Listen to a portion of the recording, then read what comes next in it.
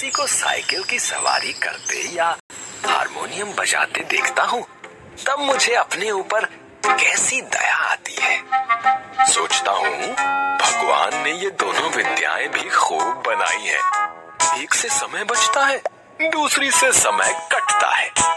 मगर तमाशा देखिए, हमारे प्रारब्ध में कलयुग की ये दोनों विद्याएं नहीं लिखी गई। न हम साइकिल चला सकते हैं, न बाजा ही बजा सकते हैं। शायद 1930 की बात है कि बैठे बैठे ख्याल आया, चलो साइकिल चलाना सीख ले। इसकी शुरुआत यूं हुई कि हमारे लड़के ने चुपचाप ये विद्या सीख ली और हमारे सामने से सवार होकर निकलने लगा। अब आपसे क्या कहें कि लज्जा और घृणा के कैसे कैसे ख्याल हमारे मन में उठे। सोचा, क्या हम ही जमाने भर में फिसड्डी रह गए हैं? सारी दुनिया साइकिल चलाती है, मूर्ख और गंवार चलाते हैं। हम तो परमात्मा की कृपा से पढ़े लिखे हैं, क्या हम ही नहीं चला सकेंगे? आखिर इसमें मुश्किल क्या है? कूद कर चढ़ गए और ताबड़तोड़ पांव मारने लगे और जब देखा कि कोई राह में खड़ा है तब टन टन करके घंटी बजा दी। बस महाराज, हमने साइकिल सीखने का निश्चय कर लिया। दूसरे दिन हमने अपने फटे पुराने कपड़े तलाश किए और उन्हें ले जाकर श्रीमती जी के सामने पटक दिए कि इनकी जरा मरम्मत तो कर दो। मगर श्रीमती जी बोली, पहले बताओ इनका क्या बनेगा? हम चाहते थे कि घर में किसी को कानो कान खबर ना हो और हम साइकिल सवार बन जाएं। पर श्रीमती जी ने न मानी और जो झक मारकर बताना पड़ा कि रोज रोज तांगे का खर्च मारे डालता है, साइकिल चलाना सीखेंगे। श्रीमती जी ने बच्चे को सुलाते हुए हमारी तरफ देखा और मुस्कुराकर बोली, मुझे तो आशा ही नहीं कि आपसे यह बैल मेड़ चढ़ सकेंगे। खैर, यत्न कर देखिए। मगर इन कपड़ों का क्या बनेगा? हमने जरा रौब से कहा, आखिर साइकिल से एक दो बार गिरेंगे या नहीं, और गिरने से कपड़े फटेंगे या नहीं। जो मूर्ख हैं वे नए कपड़ों का नुकसान कर बैठते हैं, जो बुद्धिमान हैं वे पुराने कपड़ों से काम चलाते हैं। इधर हमने बाजार से जंबक के 2 डिब्बे खरीद लिए कि चोट लगने पर उसका उसी समय इलाज किया जा सके। इसके बाद जाकर एक खुला मैदान तलाश किया ताकि दूसरे दिन से साइकिल सवारी का अभ्यास किया जा सके। अब यह सवाल हमारे सामने था कि अपना उस्ताद किसे बनाएं। इसी उधेड़ बुन में बैठे थे कि तिवारी लक्ष्मी नारायण आ गए और बोले, क्यों भाई, हो जाए एक बाजी शतरंज की। हमने सिर हिलाकर जवाब दिया, नहीं साहब, आज तो जी नहीं चाहता। क्यों? यदि जी न चाहे तो क्या करें? यह कहते कहते हमारा गला भर आया। तिवारी जी का दिल पसीज गया। हमारे पास बैठकर बोले, अरे भाई, मामला क्या है? स्त्री से झगड़ा तो नहीं हो गया? हमने कहा, तिवारी भैया क्या कहे, सोचा था लाओ साइकिल की सवारी सीख ले, मगर अब कोई ऐसा आदमी दिखाई नहीं देता जो हमारी सहायता करे। बताओ, है कोई ऐसा आदमी तुम्हारे ख्याल में? तिवारी जी ने हमारी तरफ बेबसी की आंखों से ऐसे देखा मानो हमको कोई खजाना मिल गया है और वे खाली हाथ रह जाते हैं। बोले, आदमी तो ऐसा है एक, मगर वह मुफ्त नहीं सिखाएगा, फीस लेगा। दे सकोगे? कितने दिन में सिखा देगा? यही 10-12 दिनों में। और फीस क्या लेगा हमसे? औरों से 25 लेता है, तुमसे 20 ले लेगा हमारी खातिर। हमने सोचा 10 दिन में सिखाएगा और 20 रुपए फीस लेगा। 10 दिन 20 रुपए, 20 रुपए 10 दिन अर्थात 2 रुपए रोजाना, 60 रुपए महीना, और वह भी 1-2 घंटों के लिए। ऐसी 3-4 ट्यूशनें मिल जाएं तो 250-300 रुपए महीना हो गया।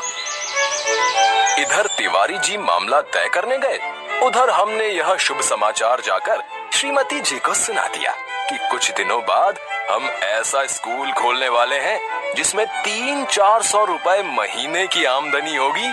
श्रीमती जी बोली, मैं तो चाहती हूँ कि तुम हवाई जहाज चलाओ, ये साइकिल क्या चीज है, पर तुम्हारे स्वभाव से डर लगता है। एक बार गिरोगी तो देख लेना, साइकिल वहीं फेंक भाग कर चले आओगे। इतने में तिवारी जी ने बाहर से आवाज दी। हमने जाकर देखा तो उस्ताद साहब खड़े थे। हमने श्रद्धा से हाथ जोड़कर प्रणाम किया और चुपचाप खड़े हो गए। तिवारी जी बोले, यह 20 पर मानते ही न थे, बड़ी मुश्किल से मनाया है, पेश की लेंगे, कहते हैं पीछे कोई नहीं देता। अरे भाई, हम देंगे, दुनिया लाख बुरी है मगर फिर भी भले आदमियों से खाली नहीं है। ये 20 रुपया तो चीज ही क्या है, एक बार हमें साइकिल चलाना सिखा दे, फिर देखें हम इनकी क्या क्या सेवा करते हैं। मगर उस्ताद साहब नहीं माने, बोले फीस पहले लेंगे और यदि आपने नहीं सिखाया तो? नहीं सिखाया तो फीस लौटा देंगे, और यदि फीस न लौटाई तो? इस पर तिवारी जी ने कहा, अरे साहब, क्या यह तिवारी मर गया है? शहर में रहना हराम कर दूं, बाजार में निकलना बंद कर दूं, फीस लेकर भाग जाना कोई हंसी खेल है? जब हमें विश्वास हो गया कि इसमें कोई धोखा नहीं है, तब हमने फीस के रुपए लाकर उस्ताद को भेंट कर दिए और कहा, उस्ताद कल सवेरे ही आ जाना, हम तैयार रहेंगे। हमने इस काम के लिए कपड़े भी बनवा लिए हैं और अगर गिर पड़े तो चोट पर लगाने के लिए जंबक भी खरीद लिया है। और हाँ, हमारे पड़ोस में जो मिस्त्री रहता है उससे साइकिल भी मांग लिए। एक बात कहना भूल गए, नंगे पांव भागे और उन्हें बाजार में जा पकड़ा। वे हैरान थे। हमने हांफते हांफते कहा, उस्ताद, हम शहर के पास नहीं सीखेंगे, लॉरेंस बाग में जो मैदान है वहाँ एक तो भूमि नरम है, चोट कम लगती है, दूसरे वहाँ कोई देखता नहीं है। अब रात को आराम की नींद कहाँ। जब आंखें खुली तो दिन निकल आया था। जल्दी से जाकर वे पुराने कपड़े हाथ में लिया और नौकर को भेजकर मिस्त्री से साइकिल मंगवा ली। उसी समय उस्ताद साहब भी आ गए और हम भगवान का नाम लेकर लॉरेंस बाग की ओर चले। लेकिन अभी घर से निकले ही थे कि बिल्ली रास्ता काट गई और एक लड़के ने छींक दिया। क्या कहें, हमें कितना क्रोध आया उस नामुराद बिल्ली पर और उस शैतान लड़के पर, मगर क्या करते, दांत पीस कर रह गए। एक बार फिर भगवान का नाम लिया और आगे बढ़े और बाजार में पहुंचकर देखा कि हर आदमी जो हमारी तरफ देखता है मुस्कुराता है। अब हम हैरान थे कि बात क्या है। सहसा हमने देखा कि जल्दी और घबराहट में पजामा और अचकन दोनों उल्टे पहन लिए हैं और लोग इसी पर हंस रहे हैं। सिर मुंडाते ही ओले पड़े। हमने उस्ताद से माफी मांगी और घर लौट आए। दूसरे दिन फिर निकले। रास्ते में उस्ताद साहब बोले, मैं एक गिलास लस्सी पी लूं, आप जरा साइकिल थामिए। उस्ताद साहब लस्सी पीने लगे तो हमने साइकिल के पुर्जों की ऊपर नीचे से परीक्षा शुरू कर दी। फिर कुछ जी में आया तो उसका हैंडल पकड़कर जरा चलने लगे, मगर 2 ही कदम गए होंगे कि ऐसा मालूम हुआ जैसे साइकिल हमारे सीने पर चढ़ी आती है। दूसरे ही क्षण साइकिल पूरे जोर से हमारे पांव पर गिर गई और हमारी राम दुहाई बाजार के एक सिरे से दूसरे सिरे तक गूंजने लगी। उस्ताद लस्सी छोड़कर दौड़े आए और दयावान लोग भी जमा हो गए। सबने मिल मिलाकर हमारा पांव साइकिल से निकाला। पूछा, चोट तो नहीं आई? जरा 2-4 कदम चलिए, नहीं तो लहू जम जाएगा। इस तरह दूसरे दिन हम और हमारी साइकिल दोनों अपने घर से थोड़ी दूर पर ही जख्मी हो गए। हम लंगड़ाते हुए घर लौट आए और साइकिल ठीक होने के लिए मिस्त्री की दुकान पर भेज दी। मगर हमारे वीर हृदय का साहस और धीरज देखिए, अब भी मैदान में डटे रहे। कई बार गिरे, कई बार शहीद हुए, घुटने तुड़वाए, कपड़े फड़वाए, पर क्या मजाल जो जी छूट जाए।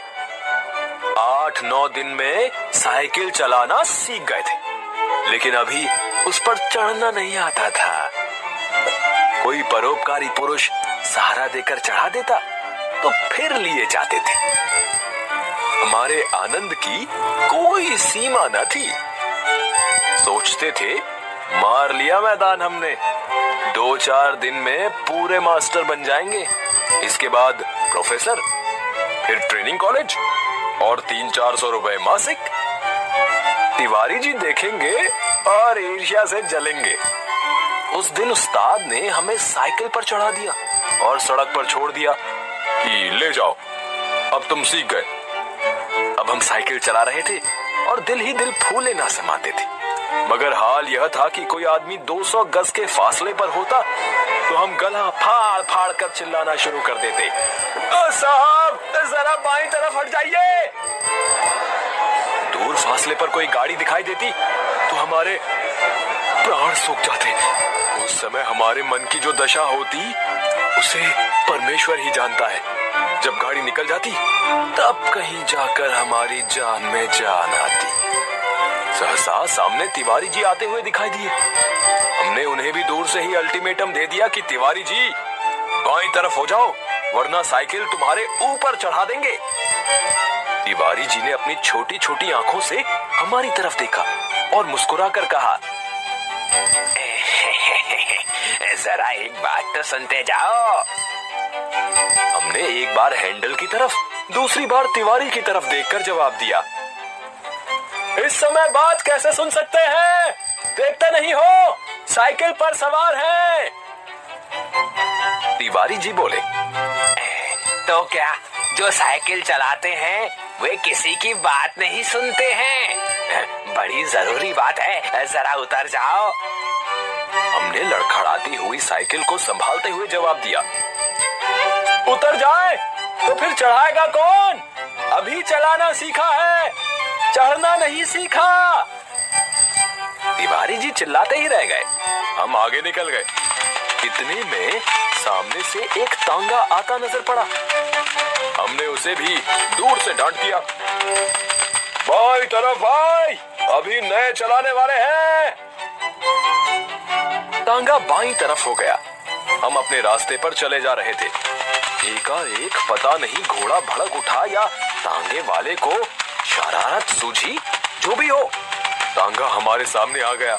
हमारे हाथ पांव फूल गए। जरा सा हैंडल घुमा देते तो हम दूसरी तरफ निकल जाते। मगर बुरा समय आता है तो बुद्धि पहले ही भ्रष्ट हो जाती है। उस समय हमें ख्याल ही ना आया कि हैंडल घुमाया भी जा सकता है। फिर क्या था, हम और हमारी साइकिल दोनों ही टांगे के नीचे आ गए और हम बेहोश हो गए। जब हम होश में आए तब हम अपने घर में थे और हमारी देह पर कितनी ही पट्टियां बंधी थी। हमें होश में देखकर श्रीमती जी ने कहा, क्यों, आप क्या हाल है? मैं कहती ना थी साइकिल चलाना ना सीखो। उस समय तो किसी की सुनते ही ना थे। हमने सोचा, लाओ सारा इल्जाम तिवारी जी पर लगा दे और आप साफ बच जाएं। बोले, यह सब तिवारी जी की शरारत है। श्रीमती जी ने मुस्कुराकर जवाब दिया, यह तो तुम उससे चकमा दो जो कुछ जानता ना हो। उस टांगे पर मैं ही तो बच्चों को लेकर घूमने निकली थी कि चलो सैर भी कराएंगे और तुम्हें साइकिल चलाते भी दिखाएंगे। हमने निरुत्तर होकर आंखें बंद कर ली। उस दिन के बाद फिर हमने साइकिल को हाथ नहीं लगाया।